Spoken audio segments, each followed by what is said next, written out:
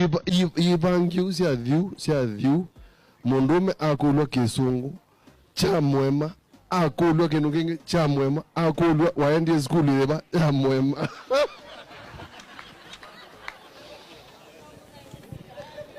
We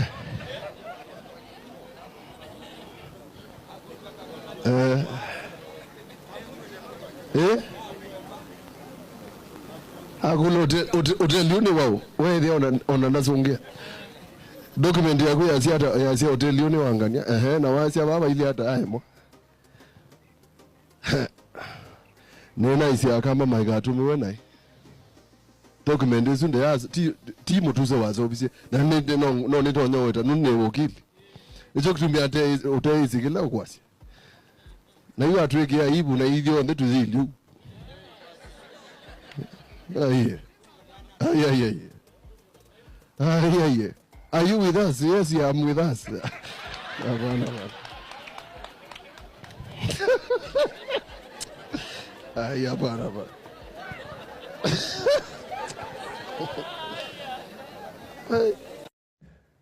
We have borrowed more than 14 cabinet secretaries since independence. There must be a reason why we need to borrow another 3 trillion shillings on top of 6.1 trillion. Members of the Senate, what is your GDP today? Your GDP is at 10 trillion shillings. 9.8, and now we want to extend the ceiling to 9. 100%.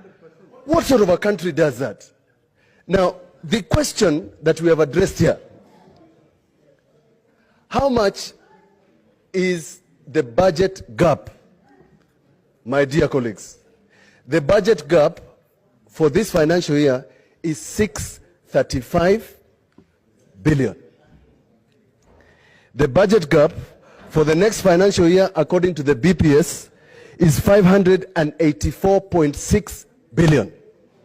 For the following year, the budget gap is 586.8 billion, making a total of 1.2 trillion. I want you to read the report of Parliamentary Budget Office that they presented also to the National Assembly, suggesting that the debt ceiling should be at maximum of 7.5 trillion. What are we saying in terms of the minority? This is not a bill. This is not a motion. This is a gazette notice. A gazette notice that can be withdrawn tomorrow. A gazette notice that can be republished. Why are we making it look like that the country is in dire straits, as if we fail, tomorrow it will collapse? It's a lie.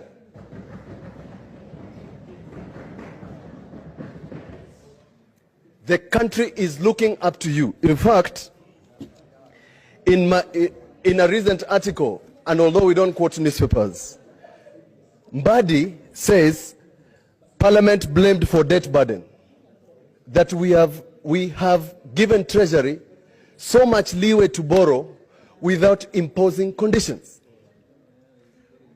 Mr. Speaker, this is the time to impose conditions so that by the time you borrow another extra shilling from the Chinese, we interrogate as Parliament, and particularly Senate. I had said when I was in the National Assembly, the one who will be president in 2022 will have no country to run. But it has actually come earlier. We have zero money for development. Zero. I'm telling you, zero. So if you see any road, hospital, water project, whatever you see government doing, all of this is borrowed money. Housing, we are supposed to be building 500,000 houses a year. There are only 228 units that have been built. So it is a flop. Kenyans literally have no money in their pockets. The money that is owed by county governments that has not been paid is about 90 billion. Another 54 billion is owned by the national government. A whole 150 billion. People are being auctioned because government can't pay, won't pay. Most of the money that goes to infrastructural development is development corruption. It's development corruption because it's inflated bills, starting with the SGR one, and all of the way down. We are just a huge corruption enterprise. And if nothing is done about it, really we are going the Greece way. Because even when you look at the way we have organized our political economy, everybody wants to come into government, but the motivation is not to serve, it's to eat. Now we can expand the BBI and have more mouths to feed. Maybe everybody will keep quiet. But you cannot eat that which is no longer there. We have to generate more. All of us who are here right now, each one of us owes 138,000 shillings to our lenders. Everybody who is here, 138,000, including the child who has been born today. For the longest time, I even asked Henry Rotich when he was minister, you started out very well, but you are coming to cheat us here. He said, Mwaura, you are the politicians who taught me how to cheat. Himself, he never lasted. He's no longer minister for finance. Ambassador Ukuri Atani was our minister here in the Ministry of Labour and Social Welfare. And I have told him as much, together with Dr. Kamau Duge. How? Let me give you a scenario so that you understand what I'm talking about. How on earth do you have a 9.8 trillion economy borrowing now 8.4 trillion? The only economy that has borrowed 239% of its GDP, nominal GDP, is Japan. What do they produce? Look around. All of these vehicles, they are from Japan. What does Kenya produce? Nothing. Nothing. Children. You know, America is a $24 trillion economy. They borrowed over 20 trillion, but you know, they have the reserve currency, which is a dollar. So they are the only people who can print money. Look at Kenya. We have borrowed over 5 trillion shillings in the last 7 years. What is there to show for it?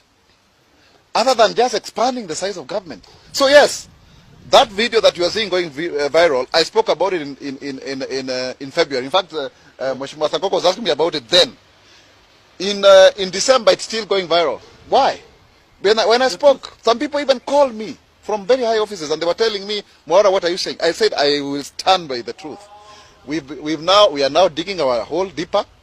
We have raised our debt ceiling to 9 trillion. We are now going to exhaust it. We will remain with about 800 billion. We are expanding the size of government. Why, for example, does the Ministry of Health require 98 billion? What for?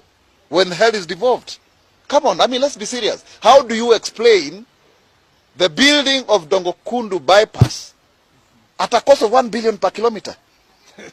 Really, are we joking? Look at this expressway. How much is it costing us?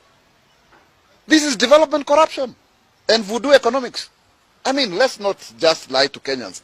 People are just increasing their money. And finally, let me just say about this issue. Why don't we have a single treasury account? Because ministry departments and agencies are having accounts in commercial banks, right? Then the same commercial banks do not lend to Kenyans. They are holding government money, then still lending the same government money. Ukuri Atani has said now they should not expect payment on their T-bills, right? The interest rates. But who are the owners of these banks? Those are the questions.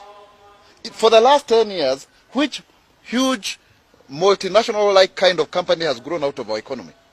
The usual suspects, Safaricom, KCB, what have you. The only people who tried to come out was SportsPesa, Sualinyongwa. So we are in a cartel economy. How can a young man make money anymore? How can a young woman, a person with disability make money anymore in this economy? So tuache kudanganyana bwana, hii ni ushenzi bwana. We are a broke country and nobody should lie to you. We are broke. We cannot pay. Every road you see constructed, any development money is borrowed money. We have a 3 trillion budget. 3 trillion budget, out of which 1 trillion is going back to pay debt. Within 7 years, we've grown from less than 1 trillion budget. The first budget that was read was 1.15 trillion by President Uhuru Kenyatta when he was Minister for Finance. Now we are talking about 3 trillion. How can we sustain a 3 trillion budget? From where? And yet our collection, our revenue collection, is 15% of the GDP. If you look at OECD countries, they do up to 40%, right? So if then, because of corruptions and issues of inefficiencies and non-tariff barriers, Kenyans are not able to do business. Because it's a huge corruption enterprise. We are in a hole and we are digging it deeper. I don't envy President Uhuru, by the way. I don't. This is the worst, because, you know, President Kibaki gave us a country that was, I mean, the debt there was 1.8 trillion. Yeah? and roads had been constructed, the economy was booming, you would graduate and immediately get a job. How many Kenyans now are graduating and getting jobs? The next president, he will not do any job other than to repay debts. There's nothing is going to come out of, and now very soon the IMF is going to ask for its 400 billion back, right? The one that we borrowed through COVID. Do you know we were spending 20 billion a day during COVID times? 20 billion a day. I mean, this is a joke and a serious one. There must come a time when we must put the country first. And let us not lie to each other. We can concoct about BBI and what have you, but the truth of the matter is